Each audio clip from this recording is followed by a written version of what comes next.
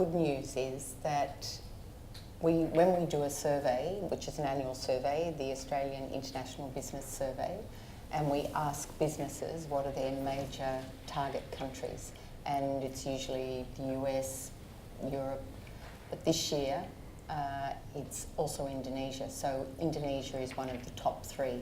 So I think Australian business is looking very seriously at Indonesia. But then your question is, how do we appropriately engage? Because we have had a very long-standing relationship with Indonesia, but we're involved in some of the traditional industries, so wheat and beef exports, minerals, and these areas from the Indonesian point of view are also highly regulated. So because they've been in place for a long time, and Indonesia wants to be self-sufficient, and that's been the case for many tens of decades, then it's difficult. There are some barriers to Australians getting into Indonesia, and I think that's what's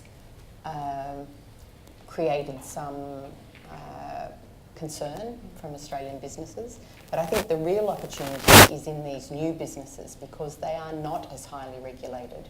So there's an opportunity for Australian companies to go into some of the digital opportunities. So as you say, around health or travel, and all the services actually that sit around our traditional industries. Australia is famous for health. We're famous for mining. We're famous for education.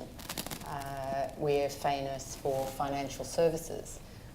So rather than just exporting those products that come from those industries, we should be focusing on exporting the services that sit around those industries. So health services, education services, rather than the actual product. So I think we need to build on our current strength in the economy and then leverage that strength. And I do think that there are opportunities for Australian business if they can change the way in which they approach Indonesia, that it's not going to be as difficult in these new industries as it's been in those more traditional industries. Do they have much time to do that? I think they're running out of time, because if we look at other countries that are in Indonesia, so everybody knows Gojek, and the US and China are investing, and then a number of the other digital areas. We've got Japan, Korea, Singapore, they're all in there. Australia does have a presence, but I don't think we're actually taking advantage of the opportunity that's on our doorstep. It appears that Indonesia's so close we can't see Indonesia.